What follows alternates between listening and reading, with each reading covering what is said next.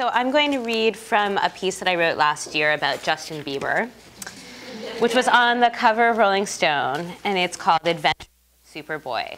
Today, I'm the luckiest girl in the world. I'm flying to Atlanta to interview my pop culture crush, Justin Bieber. He's only 16, it's true, but half of womankind is in love with him.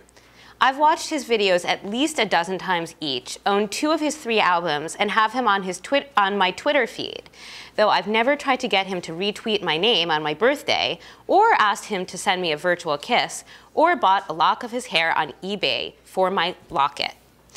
It's gonna be a great day. Justin's even supposed to take me ice skating, but he's an hour late and I'm still waiting for him at 10 a.m. Then I notice a black Range Rover idling across the street, the Biebermobile, the one he got after he got his driver's license last year. He beeps the horn and I scurry over, flinging open the door. That's where the soundtrack to this romantic interlude screeches to a halt. The female fantasy about Bieber has a lot to do with wanting him to be your first real boyfriend, or for older women, the way that he harkens back to a time when you had your first boyfriend.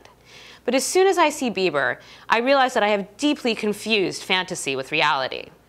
The 5'4", 122-pound person in the driver's seat of this enormous Range Rover is a child. For me, what profiles are all about is really like, it's like knitting or something like that, or like lacing. I always think of it as like lacing your shoes.